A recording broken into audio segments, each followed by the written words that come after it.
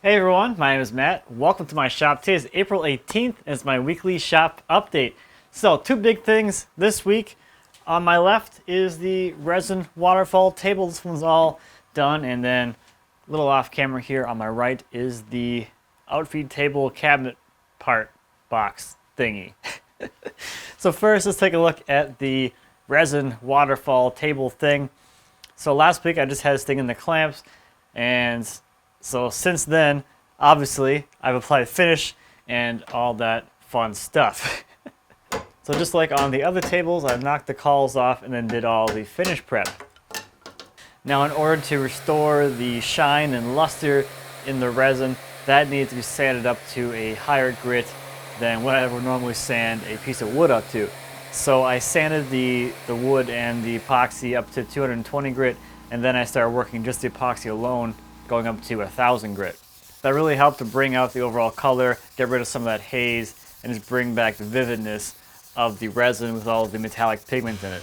I didn't go super crazy with the polishing either because I was planning on applying a semi-gloss finish to the whole table anyway, so I knew that if I got this epoxy super glossy looking, it would just get knocked back down in the sheen level because I'm applying that semi-gloss over top of it. But overall, I'm really happy with the look. It doesn't have an overly glossy look, so it's not super overpowering against the wood. It just has that really nice blue tint to it, and then the swirling from the metallic pigments in there as well. That just makes it a little more interesting to look at than just a straight piece of blue resin. So that takes care of waterfall table number 2. Pretty pumped about having that one all done and behind me. Well, to the side of me. So on the last one, the one's going to get the glass. Still waiting on the glass to come back for that. But as soon as I get the glass back in, I'll get that inlaid. And then table number 3 will be done. And then all 3 tables will be done. And that whole series will be done. Woo! So since I'm waiting on the glass to come in, I had some time to start working on the outfeed table, which I have been meaning to do for a long time. So this week, I went out and I bought plywood. I have not bought like a full sheet of plywood in a long time. Normally, if I buy plywood or any sheet goods, it's like an 1/4 sheet because that's all I happen to need, and it's always for either a jig or a template.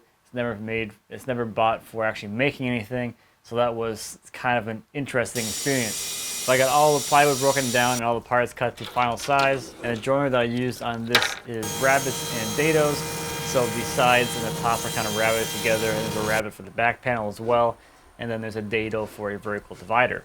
So the overall design of this thing is going to be like pretty much exactly the same as the last outfit table I had like a year and a half ago already.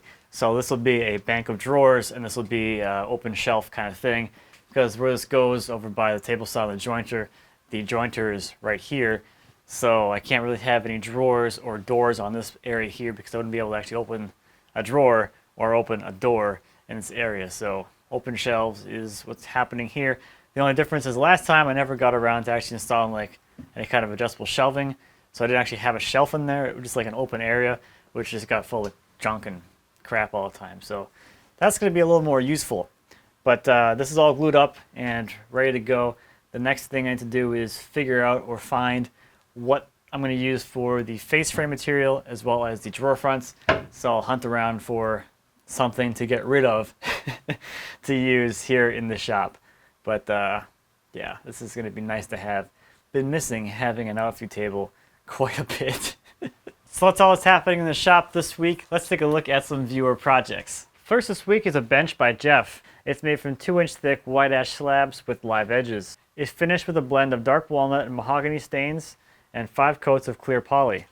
Jeff had the steel legs custom made, and he mounted them at a rotated angle to keep the bench from rocking sideways. Next is the pizza peel by Seamus.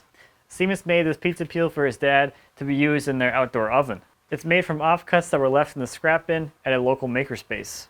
Next is the Processional cross by Chris. Chris designed the cross to complement the large iron cross that hangs above the sanctuary, but still stand as its own design. The vertical walnut spline has steel stock embedded within it for strength, which allows for a minimal transition piece. It extends into the post to give a traditional cross appearance within the iron cross design. Last this week is a jewelry box by Seth. Seth made this box for his girlfriend, and it's constructed of red cedar, maple, and white oak. Seth hand cut and etched all the glass and mirrors along with hand engraving the brass tag at the bottom. So a little bit of a short update this week. I am heading out to Fine Woodworking Live tomorrow. So if you're going to be there, I'll be there as well. I'm going as just an attendee, just to hang out and just enjoy the conference. It's my first time going to a show in a long time that I'm not actually like working or have commitments while I'm there. So that's pretty much really excited about that. And then next weekend, the following weekend, so not this weekend, the following one is the Northern Wood Show at the Eden Prairie Center here in the Twin Cities. And I submitted the Highboy to that. So if you want to check out the Highboy in person, there'll be a link to more information about that, the show down in the description. This is my 30-year showing. Pretty excited about that. And then I think the following weekend after that is Makers Central. So Lindsay and I will be over in the UK for that. And then we'll be going on vacation after that. So I got something going on like every weekend for the next few weeks. So that's what it is, I guess. So, yeah, I'll see whoever I see tomorrow in wherever I'm going. I don't even know. It's in Massachusetts, I think. Yeah, I'm flying into Connecticut. Anyway, I got nothing. So, that is all I have going on this week. Thank you as always for watching. I greatly appreciate it. If you have any questions or comments about anything I talked about today or anything here in my shop, please feel free to leave me a comment as well as I'd be happy to answer your questions you might have. And until next time, happy woodworking.